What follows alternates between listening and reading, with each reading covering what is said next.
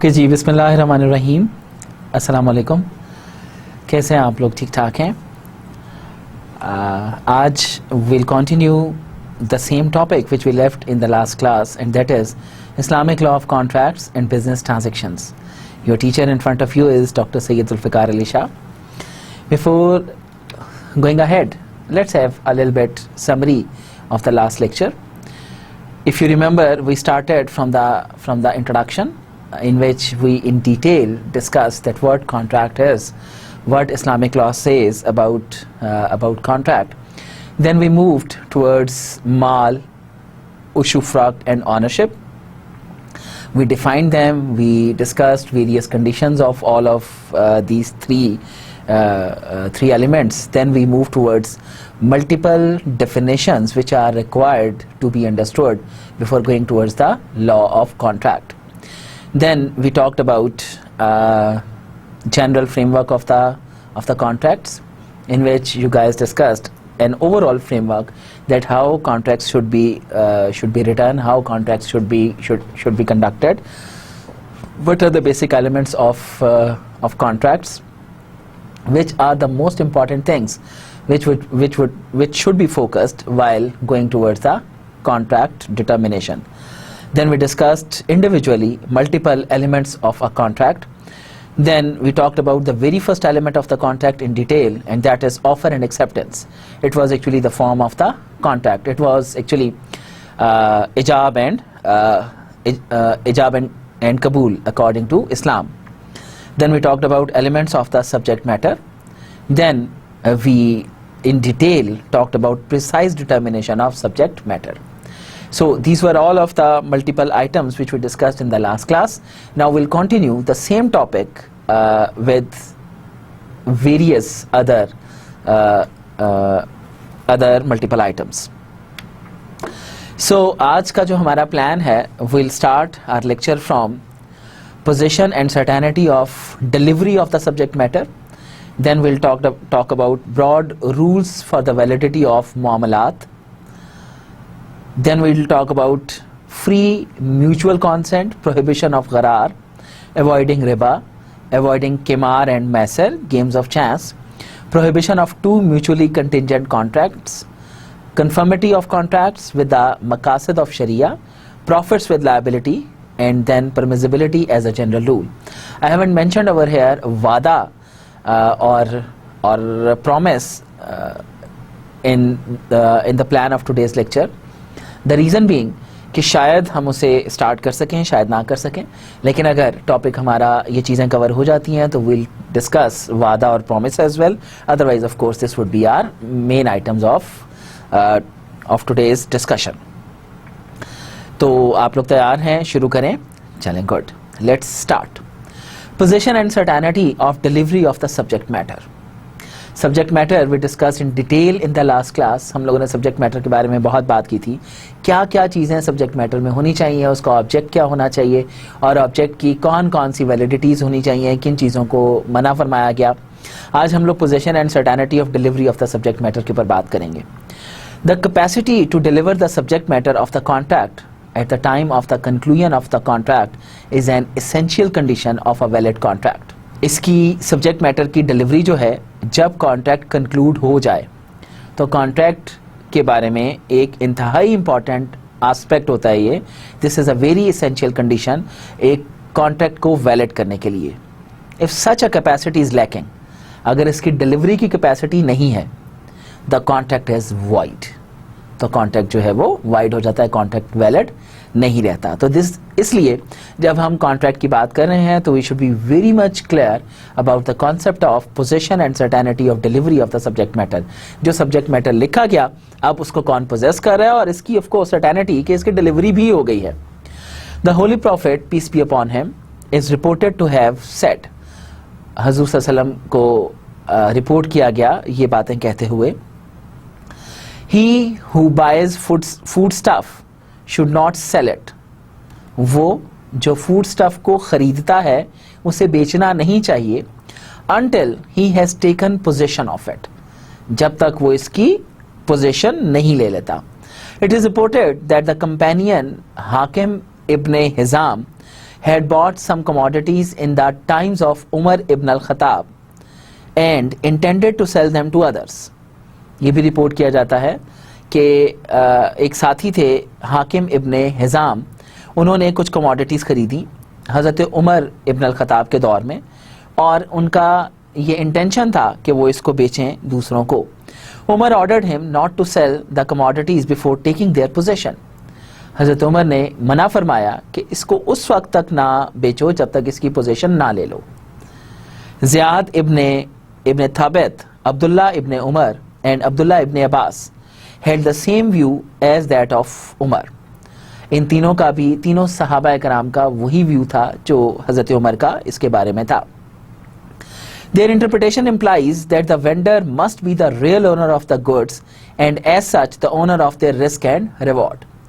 उनके ख्याल के मुताबिक, उनकी इंटरप्रिटेशन के मुताबिक, इंटरप्रिटेशन का लफ्ज़ हम उस वक्त इस्तेमाल करते हैं जब हम कहीं और से ऑर्डर्स ले रहे हों और उनको हम लोग अपने मामलात के अंदर उनकी कोई तर्जुमानी कर रहे हों.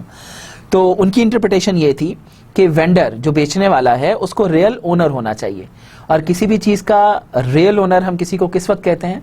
जब वो उस चीज़ का रियल रिस्क और रियल रिटर्न अज्यूम करता हो. और रियल रिस्क अज्यूम करने के लिए उसकी पोजीशन बहुत ज़रूरी है कि हमारी पोजीशन में वो है और फिर हम उसके ऊपर मामलात शुरू कर रहे हैं. As regards the liability in case of damage, successors like Taus and Qatada opined that if the goods were damaged before being paid for in a cash sale, they belong to the vendor.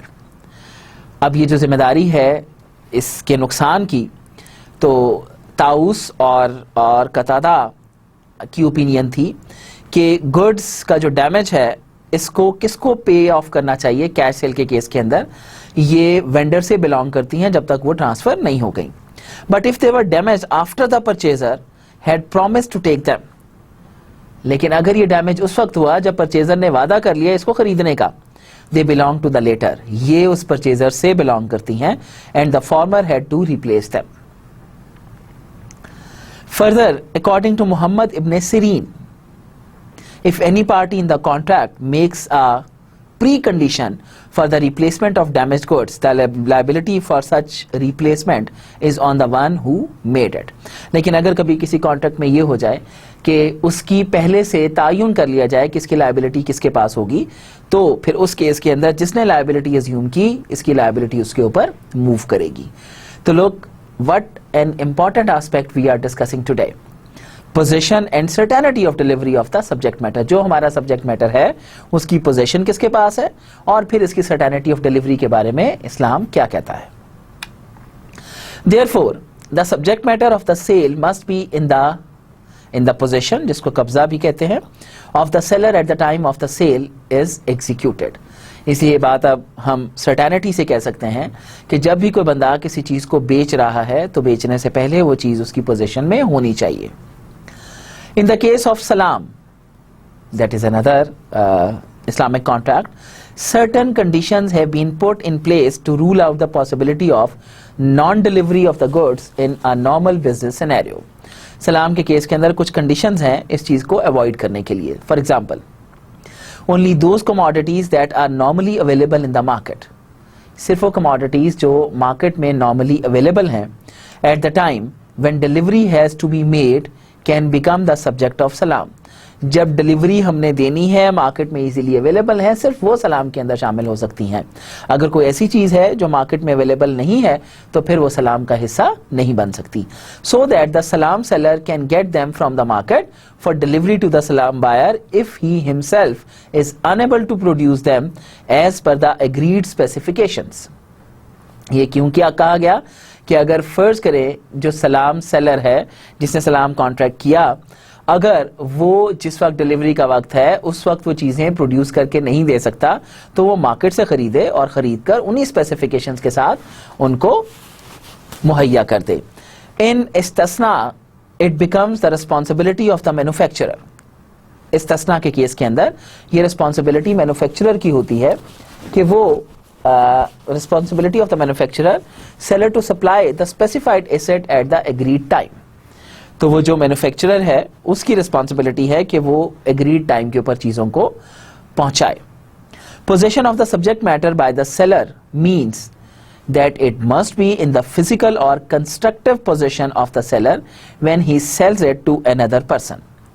Possession of subject matter का मतलब क्या है कि वो physically उसकी possession में होनी चाहिए या constructive possession में होनी चाहिए जब उसने इनको बेचा.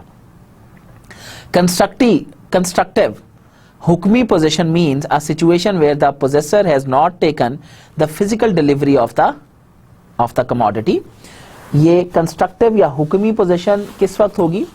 जब उसने कोई फिजिकल डिलीवरी तो नहीं ली, yet the commodity has come into his risk, लेकिन कमोडिटी उसके रिस्क के अंदर शामिल हो गई, वो इसका रिस्क अज्यूम करता है, एंड कंट्रोल, और उसका कंट्रोल भी, and all the rights and liabilities of the commodity are passed on to him, और तमाम राइट्स जो हैं कमोडिटी के उसको पास ऑन हो गए, including the risk of its destruction. Even अगर ये डिस्ट्रॉय होती है तो उसका रिस्क भी उस तक ट्रांसफर हो गया. In the case of immovable assets, any legal notice of transfer or mutation is sufficient. अगर कोई immovable asset है तो ऐसे केस के अंदर कोई भी legal notice of transfer जो है या mutation जो है that is sufficient. तो क्या बात हुई? एक तो फिजिकल ट्रांसफर की बात हो रही है, फिजिकल पोजीशन की बात हो रही है, उसके अलावा कंस्ट्रक्टिव पोजीशन की भी बात हो रही है. अब कंस्ट्रक्टिव पोजीशन किस सिचुएशन में वैलिड होगी? कंस्ट्रक्टिव पोजीशन उस सिचुएशन में वैलिड होगी जहां पर चीज आपको फिजिकली मिली तो नहीं, लेकिन उसका रिस्क, उसका रिटर्न और उसका कंट्रोल सब आपको जो है वो ट्रांसफर हो गया है. लेकिन if you are talking about immovable property, तो इमूवेबल प्रॉपर्टी के केस के अंदर चीजें अगर आपके पास कोई लीगल नोटिस सर्व हो गया और उसकी ट्रांसफर या म्यूटेशन का लीगल नोटिस आ गया आपके पास, रिटर्न डॉक्यूमेंट आ गया, तो दैट इज सफिशिएंट. तो ये तो बातें थी with respect to position and certainty of subject matter. Now let's discuss about broad rules for the validity of मामलात. मामलात की वैलिडिटी के लिए ब्रॉडर रूल्स कौन कौन से हैं? तो सबसे पहला रूल है free mutual consent. All transactions, in order to be valid and enforceable, must be based on free mutual consent of the parties. जितनी भी ट्रांजेक्शन्स हैं उनका वैलिड या एनफोर्सेबल होने के लिए वो तमाम free mutual consent of the parties के साथ होनी चाहिए. फ्री म्यूचुअल कॉन्सेंट से क्या मुराद कि हमारी मर्जी जो है, जो दो पार्टीज हैं उनकी मर्जी should be free of any power, कोई जबरदस्ती उसके अंदर ना हो, वो खुद से सेम सिचुएशन के अंदर they want to do that. The consent that is required for the formation of a valid contract is free consent. Consent obtained through operation, fraud and misperception renders a contract invalid as per Islamic law. Islamic law क्या कहता है कि अगर कोई consent इस तरीके से form हुई जो कि जिसमें कोई ऑपरेशन, कोई दबाव या जबरदस्ती शामिल थी, कोई फ्रॉड किया गया या मिसपरसेप्शन रेंडर की गई, तो contract Islamic point of view से would be considered as invalid. It also requires that consenting parties have certain and different knowledge of the subject matter of the contract and the rights and the obligations arising from it. ये भी ज़रूरी है कि जो consenting parties हैं, जो अपनी मर्जी दे रही हैं इस ट्रांजेक्शन को एग्जीक्यूट करने के लिए, उनको उस ट्रांजेक्शन के बारे में या सब्जेक्ट मैटर के बारे में कंप्लीट नॉलेज हो, तब वो इसके अंदर इसके राइट्स और ऑब्लिगेशंस के बारे में वो भरपूर तरीके से जानती हूँ. Accordingly, inspection of the subject matter and proper documentation of the transaction, particularly if it involves credit, have been encouraged and emphasized. इसलिए एक inspection of subject matter या proper documentation को हमेशा encourage किया जाता है इस्लाम के अंदर, खास तौर पे जब ये मामलात उधार के ऊपर हो रहे हों. तो इसलिए इसको encourage भी किया जाता है और इसके ऊपर थोड़ा सा प्रेशर भी डाला जाता है कि ये काम लाजमी किया जाए. Practices like najash, false bidding to prices, ghabane fahish, charging exorbitant prices while giving the impression that the normal market price has been charged. तो ये जो प्रैक्टिसेस जिनकी बात हो रही है, सबसे पहली प्रैक्टिस क्या है? नजाश, जहां पर हमने फॉल्स बिडिंग की प्राइसिंग के केस के अंदर, मतलब जो बोली लगाई वही गलत बोली लगाई. गबाने फहीश, एग्जॉर्बिटेंट प्राइसेस को चार्ज करना, ये इंप्रेशन देकर कि हम लोग नॉर्मल मार्केट प्राइसेस चार्ज कर रहे हैं. तलाकियल रकबान, a city dweller taking advantage of the ignorance of a Bedouin by purchasing his goods at a far lower price before the latter comes to the market. इस तरीके से किसी को धोखा देकर उससे चीजें सस्ते दामों खरीद लेना कि वो मार्केट तक नहीं पहुंच सका, वो सिर्फ आपके पास चूंकि पहले मुलाकात हो गई तो you bought all of the things without telling him the market prices और market prices से कम prices के ऊपर आपने उससे चीजें खरीद ली. And concealing any material defect in the goods or any value related information in trust sales like murabaha have been strictly prohibited so that the parties can decide with free will and confidence. अब इसके अंदर कौन कौन से examples हैं जहां पर free will of course आपकी डिस्ट्रॉय हो जाती है. अभी ऊपर तो हमने 3 कंडीशंस की बात की थी जहां पर ऑपरेशन है, फ्रॉड है या मिस रिपोर्टिंग है या मिस रिप्रेजेंटेशन है, मिस परसेप्शन का क्रिएट करना भी आपके इनवैलिड कॉन्ट्रैक्ट के अंदर आता है. अब इसके अंदर कुछ जो एग्जांपल्स डिस्कस की गई, सबसे पहली नजाश. नजाश में क्या है, जहां पर आप लोग फॉल्स बिडिंग या कुछ प्राइसिंग करते हैं. गबान फहीश है जहां पर आप एग्जॉर्बिटेंट प्राइसेस चार्ज करते हो, जबकि ये इंप्रेशन देकर कि मार्केट प्राइसेस जो हैं वो आप चार्ज कर रहे हो नॉर्मल मार्केट प्राइसेस. फिर उसके बाद तीसरी सिचुएशन वो है जहां पर आप वो जो सिटी ड्वेलर है उसको आप सिटी तक आने ही नहीं देते, मार्केट तक आने नहीं देते, आप उससे सस्ते दामों चीज खरीद लेते हो और मार्केट के अंदर उसकी प्राइस कहीं ज्यादा होती है. इसी तरह अगर कोई डिफेक्ट्स हैं किसी गुड्स के अंदर और आपने उसको इन्फॉर्म नहीं किया और उसको आपने कॉन्ट्रैक्ट कर लिया, और इसी तरह कोई उसकी वैल्यू रिलेटेड इश्यूज हैं मुराबाहा के अंदर. अब ये तमाम ऐसी बातें हैं जिनको ऑफ कोर्स अगर ऐसा कोई प्रैक्टिस होगा तो that would be considered as invalid according to Islamic law. दूसरा rule for the validity of मामलात, प्रोहिबिशन ऑफ गरार. All valid contracts must be free from excessive uncertainty about the subject matter of the consideration given in exchange. एक valid contract के लिए जरूरी है कि वो तमाम एक्सेसिव अनसर्टेनिटी, एक्सेसिव रिस्क से पाक हो अबाउट द सब्जेक्ट मैटर के बारे में या जो कंसिडरेशन प्राइस है उसकी एक्सचेंज के बारे में. This is particularly a requirement of all compensatory और क्यूमुटेटिव कॉन्ट्रैक्ट्स. ये तमाम कॉम्पनसेटरी और कम्यूटेटिव कॉन्ट्रैक्ट्स का एक जरूरी एलिमेंट है. In non compensatory contracts like gifts some uncertainty is affordable. अगर कहीं पे कोई एक्सचेंज या कॉम्पनसेशन शामिल नहीं है, जैसे कोई गिफ्ट हो गया, तो ऐसी सिचुएशन में इस तरह का कॉन्ट्रैक्ट जो है वो अलाउ है, उसके अंदर एक एक्सेसिव अनसर्टेनिटी भी अलाउड होती है. गरार conveys the meaning of uncertainty about the ultimate outcome of the contract.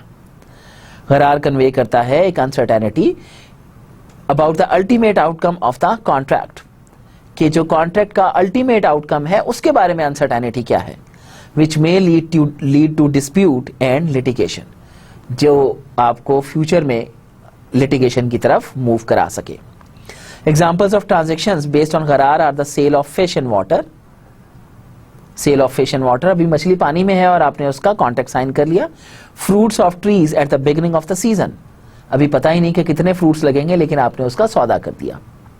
When there quality can not be established, अभी आप उनकी क्वालिटी एस्टैब्लिश कर सकते हो ना इवन आप उनकी क्वांटिटी एस्टैब्लिश कर सकते हो. और the future sale of not fully defined और specified products of a factory which is still under construction. इसके अलावा अगर कोई ऐसी चीज जो कि भी फैक्ट्री में प्रोड्यूस हो रही है या प्रोड्यूस होनी है, जिसके बारे में अभी हमें पता नहीं कि ये कंप्लीट हो गया है, अभी अंडर कंस्ट्रक्शन है और आपने उसका सौदा कर दिया, तो that also lies under the Gerar concept. और इसके बारे में स्ट्रिक्ट प्रोहिबिशन है कि आप इस तरह की जो एक्सेसिव अनसर्टेनिटी है प्रोडक्ट की आउटकम के बारे में, ऐसा कॉन्ट्रैक्ट करेंगे तो वो कॉन्ट्रैक्ट आपका वैलिड नहीं होगा. In order to avoid uncertainty, valid sales require that the commodity being traded must exist at the time of sale. अब इस अनसर्टेनिटी को अवॉइड करने के लिए यह कहा जाता है कि वो कमोडिटी जिसका ट्रेड किया जा रहा है इसका उस वक्त सेल के वक्त मौजूद होना जरूरी है. The seller should have acquired the ownership of that commodity. Seller उस कमोडिटी की ओनरशिप ले चुका हो, and it must be in the physical or constructive possession of the seller. और ये फिजिकल या constructive position of the seller होनी चाहिए. अब आप लोग कंस्ट्रक्टिव पोजीशन को तो जानते ही हैं, फिजिकल को भी और कंस्ट्रक्टिव के दरमियान में you guys can differentiate I guess. Physical क्या होती है, ये वाली चीज मैंने उठाई और अब ऑफ कोर्स ये मेरी फिजिकल पोजीशन में है। कंस्ट्रक्टिव क्या है, ये चीज मेरे पास नहीं आई लेकिन इसका रिस्क, इसका रिटर्न, ये तमाम चीजें मुझ पर ट्रांसफर हो गई, इसके राइट्स मेरे पास हैं अब, तो कंस्ट्रक्टिव पोजीशन कहलाएगी आपकी। और जैसे मैंने पहले एग्जांपल भी दी थी कि जो हमारी इमूवेबल प्रॉपर्टी होती है, अगर उसका लीगल नोटिस सर्व हो गया, जैसे मकान की रजिस्ट्री है, मकान की रजिस्ट्री मेरे पास आ गई तो अब मेरे पास ऑफ कोर्स लीगल डॉक्यूमेंट आ गया, तो मेरे पास उसके रिस्क और राइट्स तमाम मेरे पास हैं। Now I can sell that मकान। सलाम और सलफ एंड इस्तस्ना are the only two exceptions to this principle in Sharia. सलाम और सलफ या इस्तस्ना, सिर्फ ये दो ऐसी एक्सेप्शंस हैं जिनको शरीयत के अंदर इजाजत दी गई इस रूल को वायलेट करने की। And exemption has been granted by creating such conditions for their validity, लेकिन ये exemptions जो दी गई इसके साथ कुछ conditions भी एम्प्लॉय की गई। That gharar is removed and there is little chance of dispute or exploitation of any of the parties.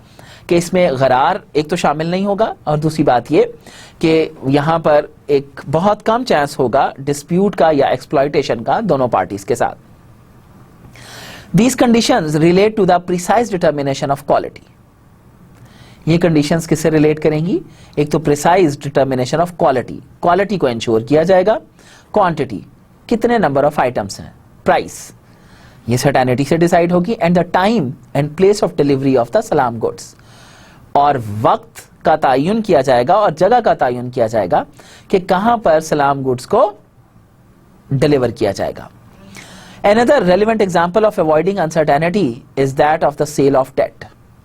एक और relevant example जो है uncertainty को avoid करने की, ये sale of debt है, which per se is not allowed even at the face value. Face value क्या होती है, फेस वैल्यू वो वैल्यू होती है जो किसी भी डॉक्यूमेंट के ऊपर लिखी होती है, या उसकी वो लीगल वैल्यू जो कंपनी ओन कर रही होती है, कंपनी या कोई भी बंदा जो उसको इशू करने वाला है। जैसे 100 रुपए का नोट है, 100 रुपए के नोट की मार्केट वैल्यू क्या है, that is not our concern, लेकिन उसके ऊपर चूंकि 100 रुपया लिखा हुआ है तो that is its face value कि ये 100 रुपया है। Because the subject matter or the amount of debt is not there, and if the debtor defaults in payment, the debt purchaser will lose. अब यहाँ पर जो डेट के बारे में कंडीशन लगाई जा रही है, क्यों लगाई जा रही है कि which per se is not allowed even at the face value, because the subject matter or the amount of debt is not there. चूंकि डेट की अमाउंट वहां पर नहीं है, और अगर डेटर डिफॉल्ट कर जाता है तो जो डेट परचेजर है वो लूज करेगा। Therefore, discounting of bills is not allowed as per Sharia rules. इसीलिए discounting of bills भी allowed नहीं है शरिया रूल्स के अंदर। However, subjecting it to the rules of हवाला, assignment of debt, will validate the transaction. लेकिन अगर इसको हम हवाला के कॉन्टेक्स्ट में देखें, जहां पर हम लोग क्या करते हैं, डेट को असाइन कर देते हैं, तो फिर ये ट्रांजेक्शन वैलिडेट हो जाती है। Because under the rules of हवाला, the purchaser of debt, if it is on the face value, it'll have recourse to the original debtor and gharar is removed. क्यों? चूंकि हवाला के रूल्स के अंदर जो परचेजर ऑफ डेट है, जिसने इसको फेस वैल्यू के ऊपर लिया, अगर फेस वैल्यू पे लिया तो उसका रिकोर्स है ओरिजिनल डेटर के ऊपर और गरार यहां से रिमूव हो जाता है। अदर एग्जांपल्स ऑफ गरार based invalid transactions are short selling of shares. गरार की जो इनवैलिड ट्रांजैक्शंस हैं गरार बेस्ड, उनकी जो कुछ और एग्जांपल्स हैं उनमें से एक शॉर्ट सेलिंग ऑफ शेयर्स भी है।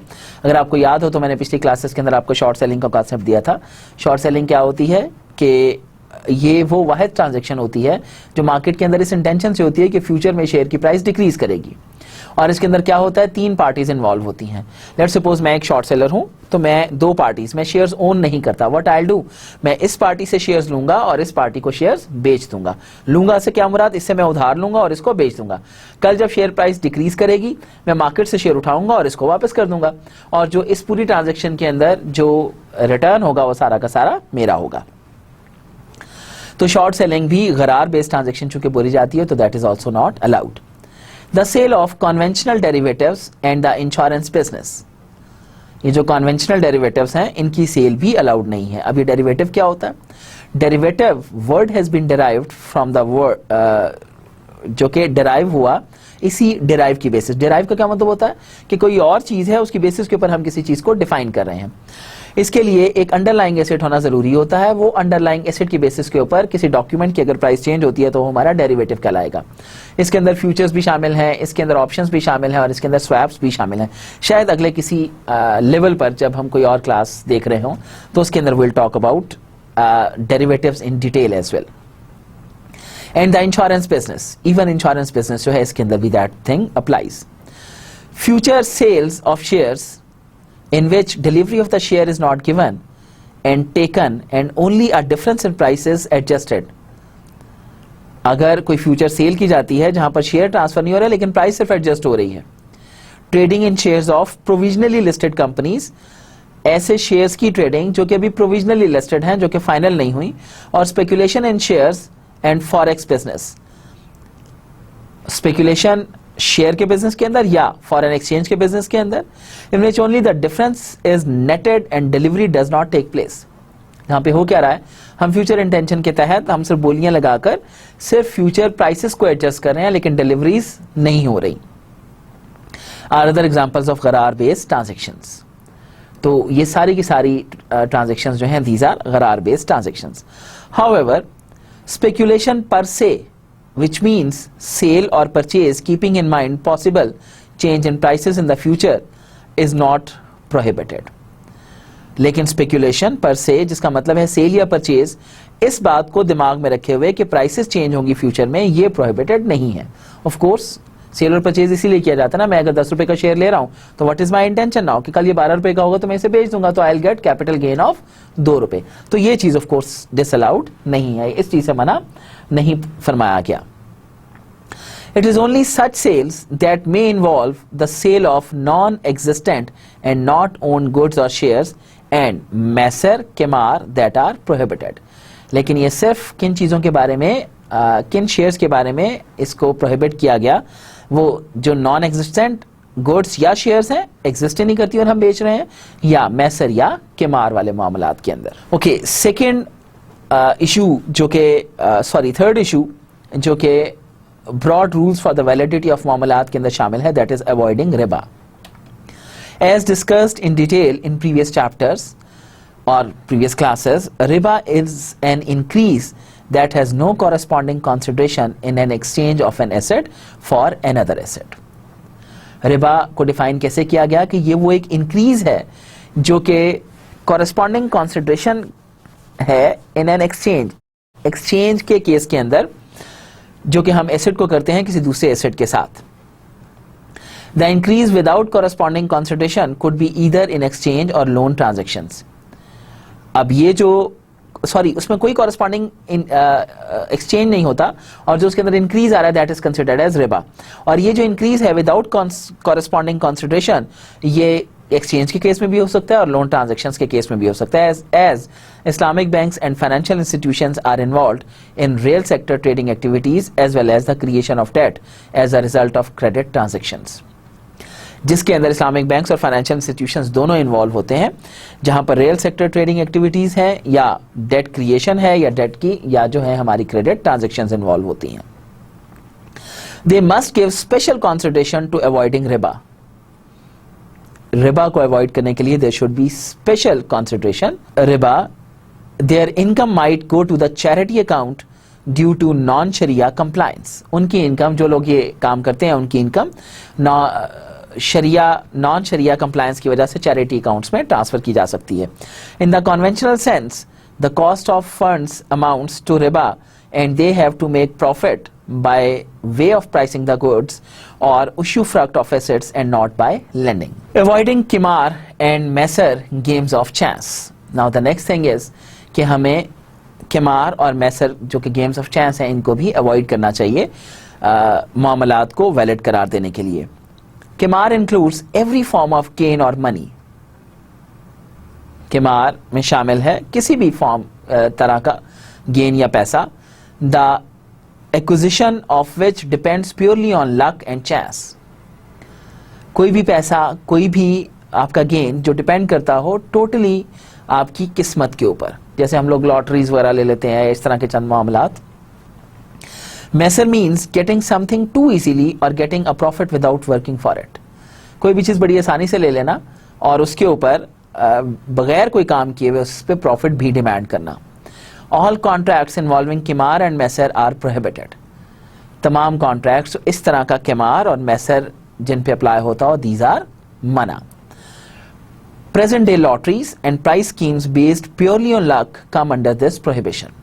ये जो आजकल हम लोग लॉटरीज और इस तरह के जो आजकल हम लोग कुछ बॉन्ड्स वगैरह इशू करते हैं, ये स्ट्रिक्टली प्रोहिबिटेड हैं। Dicing and wagering are rightly held to be within the definition of gambling and मैसर।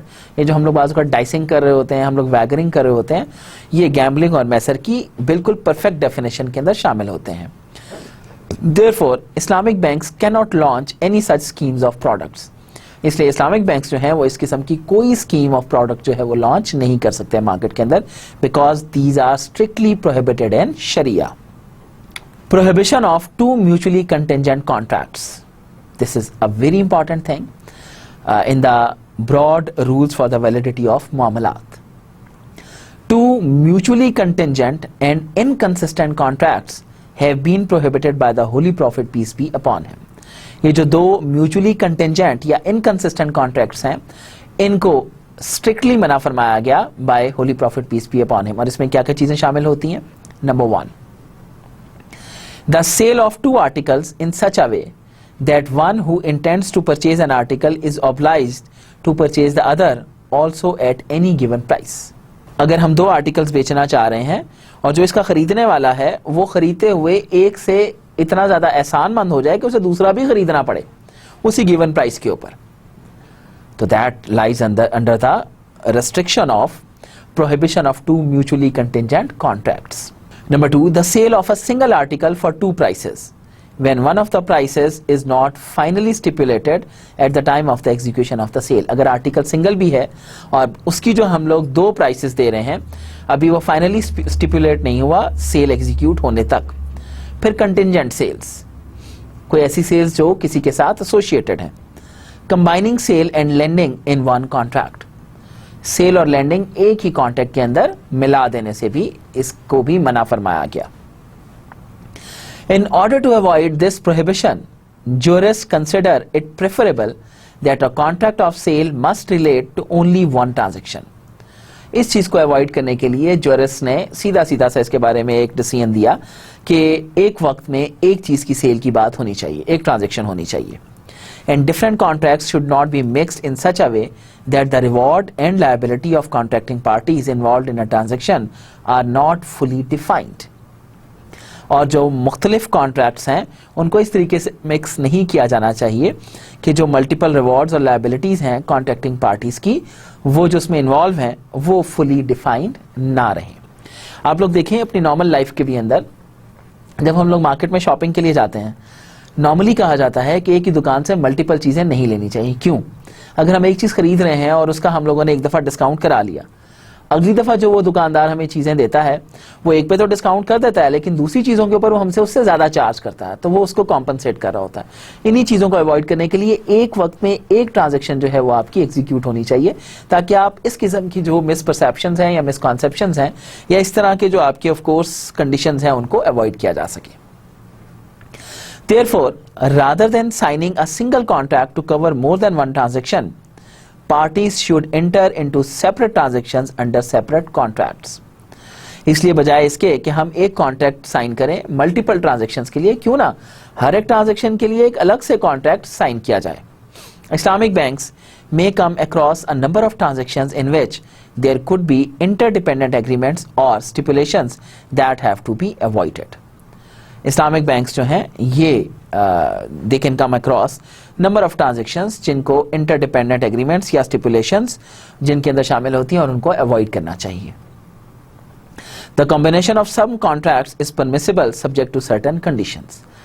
कुछ कॉम्बिनेशंस अलाउड हैं लेकिन उनके साथ देयर आर मल्टीपल रेस्ट्रिक्शंस कि किन किन सूरतों के अंदर उनको ऐड या डिडक्ट किया जा सकता है. बाय, sale and ijara, leasing are two contracts of totally different impacts. ये दो contracts हैं जिनके impacts totally different हैं. While ownership and risks are transferred to the buyer in by neither ownership nor risk transfer from the lessor to the lessee. It is necessary, therefore, that lease and sale are kept as separate agreements. इसलिए कहा जाता है कि lease और cell दोनों को अलग अलग कॉन्ट्रैक्ट्स कंसिडर किया जाना चाहिए. इन इस्लामिक बैंक्स इजारा मुंतहैया बी तमलीक lease culminating in transfer of ownership to the lessee. The relationship between the parties throughout the lease period remains that of the lessor and lessee, and the bank remains liable for the risks and expenses relating to the ownership. तो ये जो एक bank Islamic bank का इजारा है जिसको हम मुंतहैया भी तमलीक भी बोलते हैं, ऐसी लीज जो कल्मिनेट होती है transfer of ownership to the lessee, जो उस पे जाके खत्म होती है, तो जो रिलेशनशिप है पार्टीज का throughout the period lessor और लेसी का, वो इसी तरीके से ही रहता है और वहां तक जितने भी लायबिलिटी है वो बैंक के ऊपर रहती है उसकी. Transferring ownership risk to the lessee during the lease period would render the transaction void. Transferring ownership risk to the lessee during the lease period would render the transaction void. ये जो हम लोग ownership को transfer कर देते हैं during lease period या उससे एसोसिएटेड रिस्क्स को, तो वो हमारी ट्रांजैक्शन उससे वॉइड हो जाती है. However, one of the parties can undertake a unilateral promise to sell. लेकिन एक पार्टी दोनों में से यूनिलेटरल प्रॉमिस कर सकती है उसको बेचने का, बाय और गिफ्ट, खरीदने का या उसको गिफ्ट करने का, the asset at the termination of the lease period. हाँ, किस वक्त? जब लीज पीरियड कंप्लीट हो जाए. This will not be binding on the other party. ये कोई बाइंडिंग नहीं होगी, ऑफ कोर्स उसके पास ये ऑप्शन होना चाहिए. शिरका एंड इजारा कैन बी कंबाइंड. शिरका और इजारा को एक दूसरे से मिलाया जा सकता है. Meaning that a partner can give his part of ownership in an asset on lease to any co partner. जिसका मतलब क्या है कि पार्टनर जो है वो अपना हिस्सा ओनरशिप का एसेट में या पूरा एसेट लीज या अपने को पार्टनर को दे सकता है. Jurists are unanimous about the permissibility of leasing one's undivided share in a property to any other partner. Jurists इसके ऊपर मुत्तफिक हैं कि वो अनडिवाइडेड शेयर ट्रांसफर किया जा सकता है. However, sale of ownership units to the client and diminishing musharaka will have to be kept totally separate. लेकिन सेल ऑफ ओनरशिप यूनिट जो है क्लाइंट का डिमिनिशिंग मुशारका के अंदर उसको टोटली सेपरेट रखा जाएगा, requiring offer and acceptance for each unit. और हर यूनिट के लिए ऑफर एंड एक्सेप्टेंस वाला कानून एज इट इज अप्लाई होगा. मुशारका एंड मुदारबा कैन ऑल्सो बी कंबाइंड. मुशारका और मुदारबा को भी कंबाइन किया जा सकता है. For example, banks manage depositors funds on the basis of मुदारबा. बैंक्स जो डिपॉजिटर्स के फंड्स को मैनेज करते हैं वो मुदारबा की बेसिस के ऊपर करते हैं. They can also deploy there funds in the business. वो उन फंड्स को बिजनेस में भी लगा सकते हैं with the condition that the ratio of profit for a sleeping partner can not be more than the ratio that their capital has in the total capital. और अगर वो लगाते हैं तो जो रेशियो ऑफ कैपिटल उस स्लीपिंग पार्टनर को दी जाएगी उसके कैपिटल से ज्यादा नहीं होगी, कैपिटल की रेशियो से ज्यादा नहीं होगी.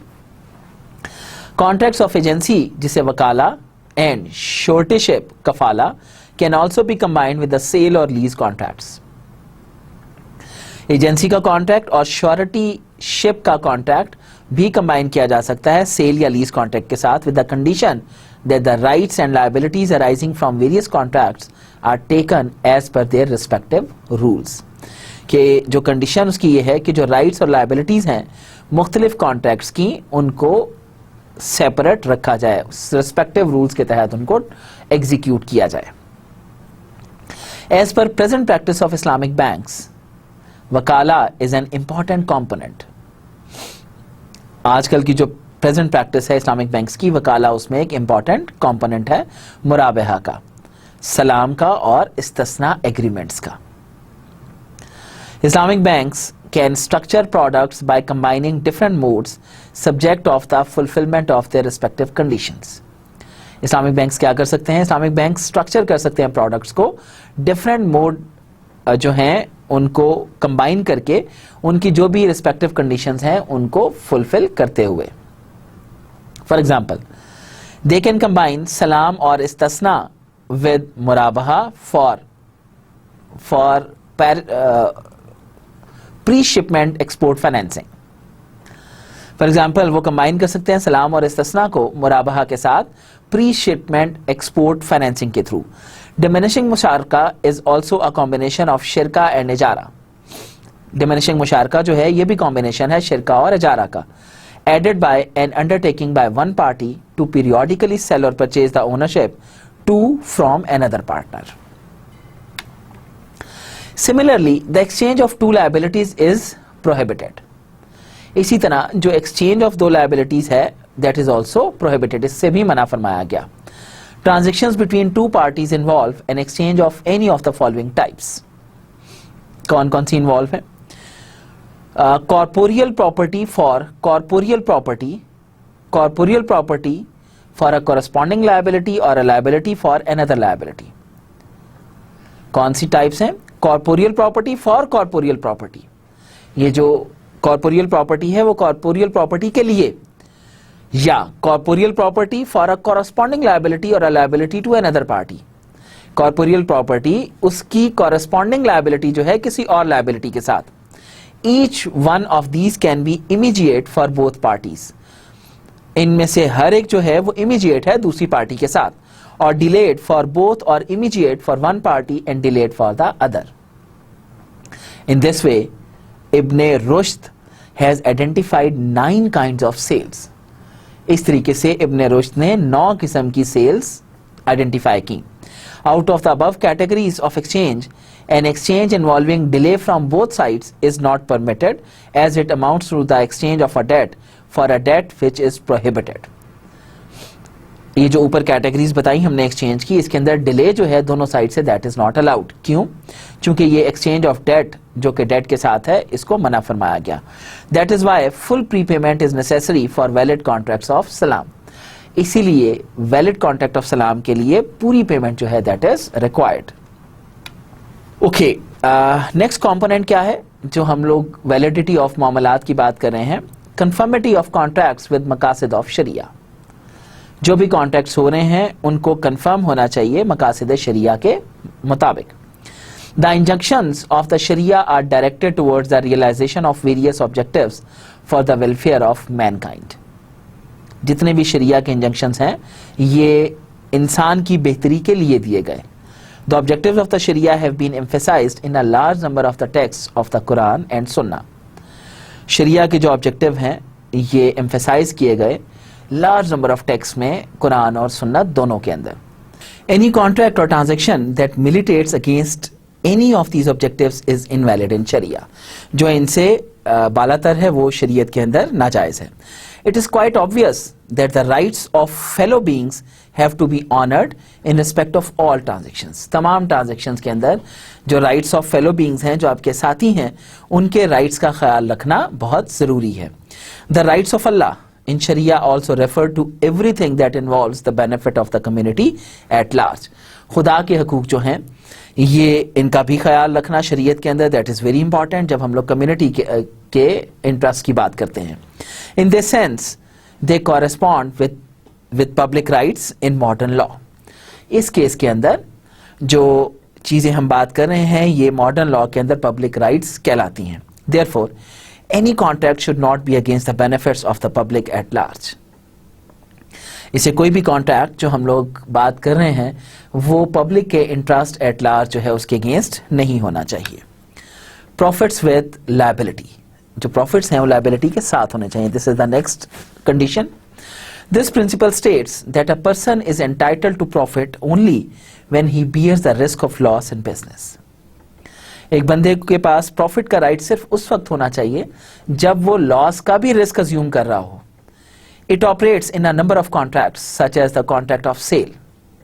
ये कई किस्म के कॉन्ट्रैक्ट्स के अंदर ये बात फॉलो करती है, जैसे कॉन्ट्रैक्ट ऑफ सेल है, हायर और पार्टनरशिप।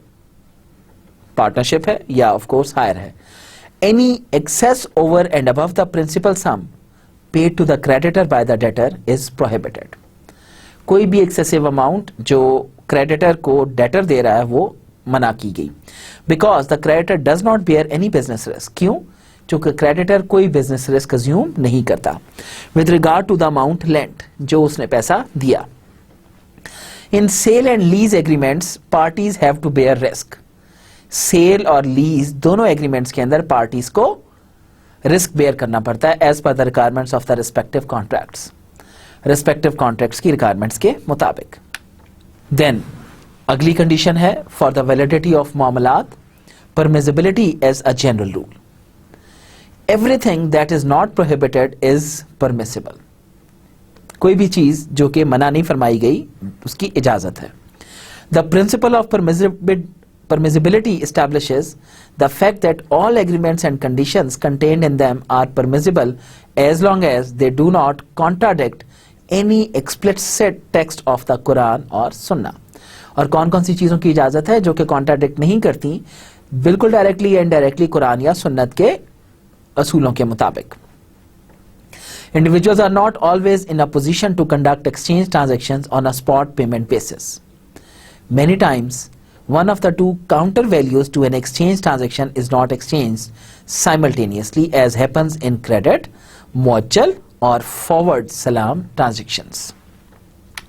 तो यहां तक तो हम लोग बात कर रहे थे विद रिस्पेक्ट टू मुआमलात, जिसके अंदर कौन कौन से मामलात को वैलिड करने की कुछ सिचुएशंस हैं, कौन कौन सी ऐसी बातें हैं जिनके साथ मामलात भी आपके वैलिड हो जाते हैं, ब्रॉडर रूल्स क्या हैं। अब हम लोग नेक्स्ट एलिमेंट ऑफ कॉन्ट्रैक्ट की तरफ मूव करते हैं जिसको वादा, प्रॉमिस और इससे रिलेटेड आइटम्स क्या क्या हैं या रिलेटेड मैटर्स क्या क्या हैं। इन वादा और आहद one party bind itself to do some action for the other.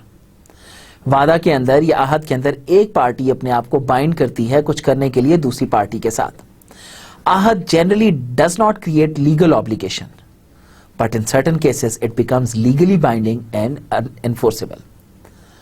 Generally तो जो ahad है उसकी कोई legal binding या obligation नहीं होती, लेकिन बाज केसेस के अंदर इसकी legal standing भी होती है और इसकी binding भी होती है और ये enforceable भी होता है। This is where the promise has incurred some expenses or taken some liability as a result of the promise। ये कहाँ होता है? जहां पर प्रॉमिसी जो है उसने कुछ खर्चे कर लिए हों या ऐसी कोई लायबिलिटी ले ली हो जिससे वो प्रॉमिस उस प्रॉमिस के रिजल्ट में। Contingent promises are also considered binding. जो कंटिंजेंट प्रोमिसेस हैं इनको भी बाइंडिंग कंसिडर किया जाता है। Keeping in mind the intricacies of present day business, particularly when conducted by Islamic banks, contemporary scholars have reached the consensus that wada is enforceable by law until and unless the promisor is not in a position to fulfill it on account of any force majeure.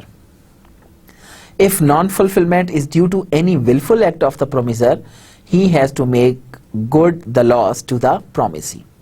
अगर किसी अपनी condition या अपनी intention की वजह से हुआ तो फिर उसको ऑफ कोर्स उसे पूरा करना पड़ेगा। फॉर एग्जांपल, आप A promises to sell next month a house to B. अगर मिस्टर ए प्रॉमिस करता है कि वो घर बेचेगा मिस्टर बी को अगले महीने a bank for 100,000 rupees, but subsequently he sells the house to C, लेकिन सी को बेच देता है बिफोर द मंथ elapses, अभी महीना नहीं हुआ। A would be liable to make up any actual loss incurred by the bank since it might have made arrangements to lease the house or to sell it or to use it for accommodation for its staff and thus incurred costs। और वो किसी और को भेज देता है और अगर बैंक ने कोई अरेंजमेंट्स कर लिए हो, कोई लीज या किसी के लिए ऑफ कोर्स अपने किसी एम्प्लॉय को देने के लिए कुछ खर्चे कर लिए हो, तो अल्टीमेटली यहां पर अब इसको कवर करना पड़ेगा। Let's say A asks bank B to purchase for him a motor car. A अगर बैंक बी को कहता है कि उसके लिए मोटर कार खरीदे and promises to buy it from B at $20,000। After B purchases it for the total cost of $18,000, A backs out. Bank इसके लिए 18,000 की खरीद लेता है और ए बैक आउट कर जाता है। B sells in the market for $17,000। B इसको $17,000 का मार्केट में बेच देता है। Now the net loss of $1,000 will have to be borne by A. अब जो 1,000 रुपए का बैंक को लॉस होगा इसकी जिम्मेदारी किसकी हुई? ए की। Which the bank can recover from his security और टोकन मनी, जिसको बैंक रिकवर कर सकता है इसकी सिक्योरिटी से या फिर इसकी टोकन मनी से। हमीश जिदिया।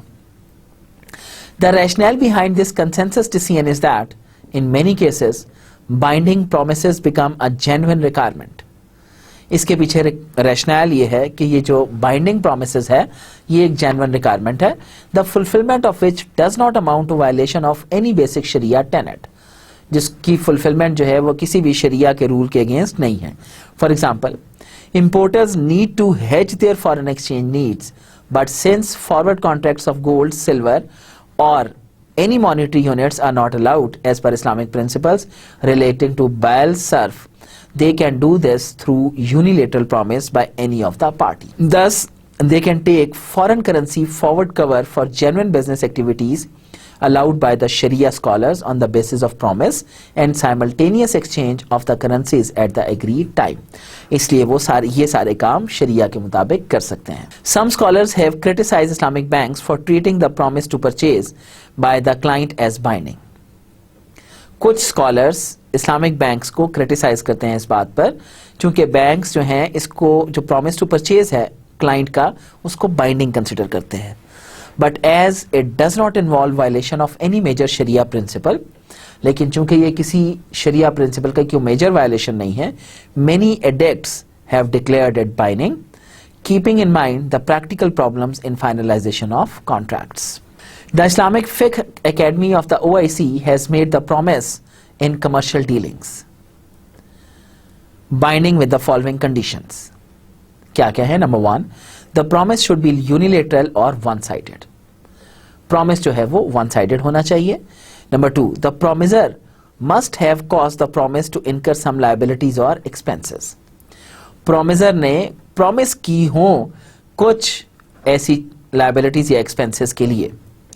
If the promise is to purchase something, अगर promise किया गया है कोई चीज खरीदने के लिए, the actual sale must take place at the appointed time by the exchange of offer and acceptance.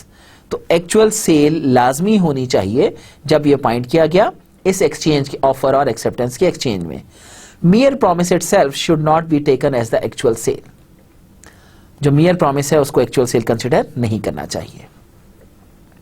If the promisor backs out of his promise, अगर वादा करने वाला बैक आउट कर जाता है अपने वादे से, the court may force him either to purchase the commodity or pay actual damages to the seller. तो कोर्ट क्या कर सकती है? फोर्स कर सकती है उसको इस कमोडिटी को परचेज करने के लिए या एक्चुअल डैमेजेस जो कि सेलर ने बॉर्न किए. The actual damages will include the actual monetary loss. अब एक्चुअल डैमेजेस में क्या क्या चीजें शामिल होंगी? उसका actual monetary loss suffered by him, जो भी उसने उसके अंदर सफर किया, but will not include the opportunity cost, लेकिन इसके अंदर अपॉर्चुनिटी कॉस्ट शामिल नहीं होगी. According to the majority of scholars, मुवद्दा और मुआहिदा bilateral promises is not allowed in situations where अक्द is not allowed. Majority of scholars के तहत मुवद्दा या मुआहिदा, जिसको हम लोग बायलैटरल प्रोमिसेस भी कहते हैं, दोनों पार्टीज की तरफ से, ये अलाउड नहीं है उन सिचुएशंस में जहां पर अक्द अलाउड नहीं है. For example, forward currency contracts, ये जो फॉरवर्ड करेंसी कॉन्ट्रैक्ट्स हैं, these are not allowed and thus not enforceable by law, इसलिए लॉ से भी एनफोर्सेबल नहीं है, इस्लामिक लॉ से. However, some scholars of the subcontinent consider bilateral promises as enforceable by law, except for the bilateral promises in transactions like short selling of currencies or shares of joint stock companies. लेकिन कुछ scholars सब continent के अंदर consider करते हैं bilateral promises को enforceable by law, सिवाय bilateral promises इन transactions जो कि शॉर्ट सेलिंग की ट्रांजैक्शंस हैं या फिर जॉइंट स्टॉक कंपनीज के शेयर्स की ट्रांजैक्शंस हैं. Notwithstanding the binding nature of promise, the difference between a contract, aqd, and a bilateral promise is that the ownership is bilateral promise is not transferred at the time of signing the promise. Bilateral के अंदर ownership जो है वो transfer नहीं होती. While in aqd, not only the ownership transfers but also the rules of inheritance apply as soon as it is executed. लेकिन अक्द के case के अंदर ना सिर्फ ओनरशिप ट्रांसफर होती है बल्कि रूल ऑफ इनहेरिटेंस भी अप्लाई होता है एक दफा ये एग्जीक्यूट हो जाए तो. The binding nature of promise has important implications for Islamic banks.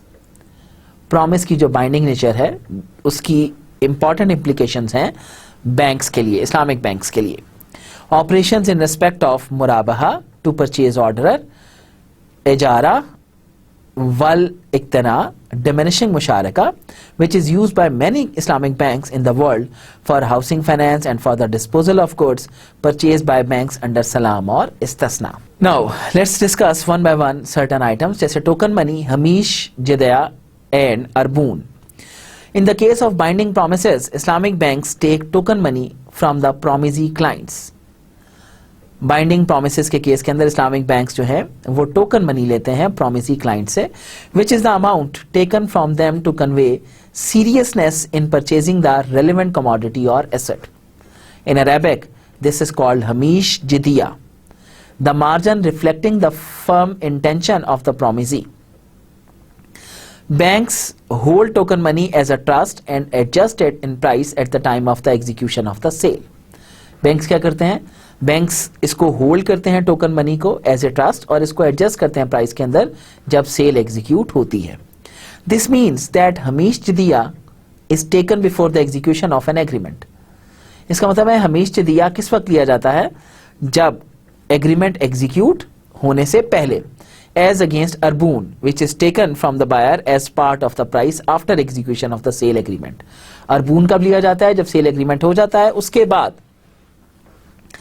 In cases where the bank undertakes some activities and incurs expenses in purchasing the asset for onward sale to the promisee and the later fails to honor the promise to purchase, the bank can recover the actual loss from the promisee. The excess remaining amount of hamish jidya will have to be given back to the client. जो excess amount होगी वो client को वापस की जाएगी. The actual loss does not cover the loss in respect of cost of funds. जो actual loss है वो cover नहीं होता in case of loss जहां पर cost of funds की बात हो. Arbun is the earnest money given at the time of execution of the sale as part of the price. अब अर्बून एक्चुअली क्या होता है? अर्बून अर्नेस्ट मनी होती है जो कि time of execution of sale price के हिस्से के तौर पर पे किया जाता है. Such amounts are also taken in tenders in which the bidders show their intention to purchase an asset at a certain price and instantly give a part of it to the seller who has called the bid. ऐसी situations में या ऐसी amounts में जो आपकी amount है वो tender के अंदर शामिल होना चाहिए, इसलिए जो बंदा बिड कर रहा है उसको पता हो कि परचेज करते हुए ये प्राइस भी हमें साथ पे करनी पड़ेगी. If the bid is accepted, the amount becomes part of the price. अगर bid accept हो जाती है तो चूंकि amount जो है उसकी प्राइस का हिस्सा बन जाती है. So the amount is treated as a trust until the time of bidding and the unsuccessful bidders have the right to get it back. इसलिए अमाउंट ट्रीट की जाती है एज ए ट्रस्ट उस वक्त तक जब तक कि वो बिडिंग नहीं हो जाती and non successful bidders have the right to get it back. और जो नॉन सक्सेसफुल बिडर्स हैं वो अपनी अमाउंट वापस ले लेते हैं, उनके पास हक होता है. The seller, after execution of the sale against a part payment, has the right to retain the whole amount of arbun if the other party has failed to perform within the period stipulated in the agreement. The AOIFI, however, considers it preferable to refund the amount over and above the loss actually sustained by the seller. In recent years, arbun has become a subject of intensive research in respect of finding any alternative to the conventional options. It therefore warrants some detail. Imam Malik has defined arbun in the following words. Imam Malik इसको कैसे define करते हैं? It is when a person buys a slave or rents an animal and says to the seller or the owner of the animal, I'll give you 1 dinar or 1 dirham or more or less, and if I ratify the sale or the rent contract, the amount I gave will be part of the total price. अगर मैं किसी के साथ ये contract करता हूँ कि ये एनिमल या इसको मुझे रेंट आउट करो और मैं कहता हूँ 1 दिनार या 1 दिरहम दूंगा उसके साथ, और अगर मैं इस कॉन्ट्रैक्ट को रेटिफाई करता हूँ तो वो मेरी प्राइस का हिस्सा है. And if I cancel the deal then what I give will be for you without any exchange. और अगर मैं डील को कैंसिल करता हूं तो जो मैंने दिया वो अब तुम्हारा है किसी भी एक्सचेंज के बगैर. ही कंसिडर दिस डील इनवैलिड. वो इस डील को इनवैलिड कंसिडर करते हैं. 2 traditions are reported with regard to arbun in various books of hadith. 2 किस्म के ट्रेडिशंस रिपोर्ट किए जाते हैं अर्बून के हवाले से मुख्तलिफ हदीस की किताबों में. 1 prohibiting and the other allowing arbun sale. एक हदीस इसको रोकती है और दूसरी हदीस इसको इजाजत देती है. But both of these are considered weak and unauthenticated. लेकिन जो दोनों अहादीस हैं वो वीक भी हैं और अनऑथेंटिकेटेड भी हैं. Among the main schools of Islamic फिक्ह only the Hanbali school considers बैल अरबून अ लीगल कॉन्ट्रैक्ट. इस्लामिक फिक्ह के अंदर सिर्फ एक हम्बली स्कूल है जो कि बैल अरबून को एक लीगल कॉन्ट्रैक्ट कंसिडर करती है. They rely mainly on the report from Nafi ibn al-Harith, an officer at Makkah deputed by Caliph Umar, which states that he bought from Safwan ibn Umayyah a prison house for Caliph Umar for 4,000 dirhams on condition that if the Caliph approved of it, the deal would be final, otherwise Safwan would be given 400 dirhams. The majority of contemporary jurists are of the view that if a buyer in actual sale transaction stipulates by his free will and without any duress that he'll either finalize the deal within so many days or the sale will be considered cancelled and the seller will get the amount given in advance. जो majority of contemporary jurists हैं वो इस view में हैं कि अगर buyer actual sale के जो ट्रांजेक्शन्स हैं उसके अंदर स्टिपुलेट करता है अपनी फ्री विल को और without any duress that he will either finalise the deal within so many days और the sale will be considered cancel and the seller will get the amount given in advance. और seller को जो advance में amount दी गई उसको दे दी जाएगी. It could be considered legal. इसको लीगल कंसिडर किया जा सकता है. But open options even invalid sales wherein the parties have no intention to buy and want profits simply by transferring risk to the other party are against the basic philosophy of Islamic finance. लेकिन जो open options हैं even valid sales के अंदर जहां पर parties की कोई intention नहीं है खरीदने की या profit and want profit simply by transferring risk, लेकिन प्रॉफिट चाहते हैं किस तरह, सिर्फ रिस्क को ट्रांसफर करने से दूसरी पार्टी पर, ये basic philosophy of Islamic finance के अगेंस्ट है और इसलिए इसको इनवैलिड भी करार दिया जाता है. That is why conventional options have not been accepted as genuine instruments in Islamic finance. इसीलिए जो आपकी conventional options हैं इनको genuine instruments consider नहीं किया जाता या as accept नहीं किया जाता Islamic finance के अंदर. We shall discuss this in detail later. हम इसके बारे में डिटेल में बाद में बात करेंगे चूंकि डेरिवेटिव्स की मैंने पहले भी बात की थी. Option is a type of derivative as well. हम बाद में इसको जरा डिटेल के अंदर डिस्कस करेंगे. हियर वी कैन ब्रीफली से that the concept of अर्बून is acceptable to the extent of part payment after finalization of the deal. यहाँ पे हम सिर्फ इतना कंक्लूड कर सकते हैं कि जो कॉन्सेप्ट ऑफ अर्बून है इसको एक्सेप्ट किया जा सकता है एक पार्ट पेमेंट के तौर पर जब डील फाइनलाइज हो जाए. Its legality as a separate sale, that is Bay'al Arboon, and its implications for the legality of conventional options are not acceptable. इसकी जो legality है एक separate sale के तौर पर जो कि Bay'al Arboon है और इसकी implications जो हैं conventional options के तौर पर acceptable नहीं है in general to scholars के नज़दीक. तो थैंक गॉड कि हम लोगों ने साथ साथ वादा भी कवर कर लिया जो हम लोग आज शुरू में अपनी एक इंटेंशन रखी थी कि शायद हम लोग वादा को भी साथ ले चलें. तो उम्मीद है आप लोगों को ये सब कुछ समझ आया होगा और आप लोगों ने एंजॉय भी किया होगा मेरे साथ. तो ये वो चीज़ें हैं जो actually we should consider very minutely क्योंकि जो इस्लामिक फाइनेंस है इस्लामिक फाइनेंशियल इंस्ट्रूमेंट्स हैं of course these should follow all of these fundamental principles, तभी ये इस्लामिक फाइनेंस के अंदर वैलिड होते हैं. तो आज हम लोगों ने क्या किया, चलते चलते ज़रा थोड़ा सा इसका भी एक व्यू लिए चलते हैं. What was the summary of today's lecture.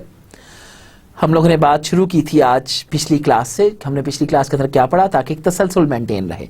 अब यही सफ़र हमारा आहिस्ता आहिस्ता कहाँ पे मूव कर रहा है. हमने बात शुरू की थी position and certainty of delivery of the subject matter.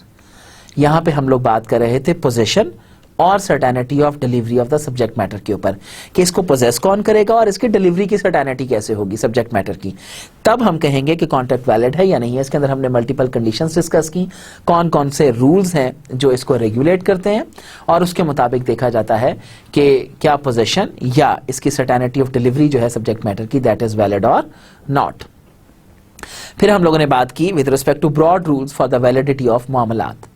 इसको भी बहुत डिटेल में हमने देखा कि मामलात के अंदर जो ब्रॉड रूल्स हैं वो हमारे क्या क्या हैं और कौन कौन से रूल्स इसको वैलिड करार देते हैं, कौन कौन से रूल्स अगर पूरे ना हो तो वो इनवैलिडिटी उनकी इंश्योर हो जाती है।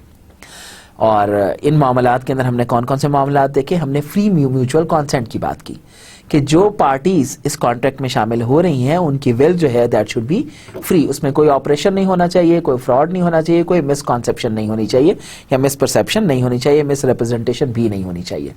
प्रोहिबिशन ऑफ गरार के ऊपर हमने बात की, इसके अंदर हमने इसकी एग्जांपल्स भी देखी। अवॉइडिंग रिबा के ऊपर बात की हम लोगों ने, इसकी भी एग्जांपल्स देखी। अवॉइडिंग केमार एंड मैसर की बात की हम लोगों ने। फिर prohibition of two mutually contingent contracts की बात की, इसके अंदर हम लोगों ने म्यूचुअली जो कंटिंजेंट कॉन्ट्रैक्ट्स हैं उनकी एग्जांपल्स भी डिस्कस की, देखा कौन कौन सी इजाजत है और किस किस की इजाजत नहीं है। फिर हम लोगों ने बात की conformity of contracts with the मकासद ऑफ शरिया। यहाँ पे हम लोगों ने कन्फर्मिटी ऑफ कॉन्ट्रैक्ट्स की भी बात की जो कि मकासद शरिया के साथ फुलफिल होते हैं। इन अदर वर्ड्स जितने भी कॉन्ट्रैक्ट्स शरिया के मकासद के ऐन मुताबिक हैं दीज आर अलाउड। फिर हम लोगों ने बात की प्रॉफिट्स विद लायबिलिटी कि जो प्रॉफिट्स जो लेने का हक सिर्फ उनका है जो कि लॉस का रिस्क भी बियर करते हैं, अगर वो लॉस का रिस्क बियर नहीं करते तो प्रॉफिट का राइट भी उनका एज सच नहीं बनता। फिर हम लोगों ने बात की परमिसिबिलिटी एज अ जनरल रूल कि वो तमाम चीज़ें जिनकी शरीयत के अंदर इजाज़त है वो तो वैलिड हैं और वो तमाम चीज़ें जो कि शरीयत के अंदर प्रोहिबिटेड हैं अगर उनके बारे में कोई कॉन्टैक्ट किया जाएगा तो that would be considered as invalid. फिर हम लोगों ने ये तमाम चीज़ें डिटेल में डिस्कस करने के बाद, इनकी एग्जांपल्स भी, इनकी डिस्कशंस करने के बाद we discuss the next element of contract that is वादा, promise and its related matters. वादा की भी मुख्तलिफ फॉर्म्स की हम लोगों ने बात की, यूनिलेटरल, हम लोगों ने बायलेटरल की बात की, फिर से जो जितने भी कुछ रिलेटेड आइटम्स थे वो हम लोगों ने डिस्कस किए। अगली क्लास में इंशाल्लाह हम लोग यहीं से ही आगे मूव करेंगे और आई होप कि आप तमाम लोग नेक्स्ट लेक्चर थोड़ा सा सोच के आएंगे, उसको समझ के आएंगे ताकि हम लोग अपनी एक बेस मेंटेन कर सकें। बहुत शुक्रिया आप लोगों का, अपना बहुत ज़्यादा ख्याल रखिएगा और इसी तरीके से इस्लामिक फाइनेंस की अपनी अंडरस्टैंडिंग डेवलप करते चले जाए तो बिलीव यू मी आपकी ज़िंदगी, आपका फाइनेंस वुड बी सहल। बहुत शुक्रिया आपका, थैंक यू, अल्लाह हाफ़िज़।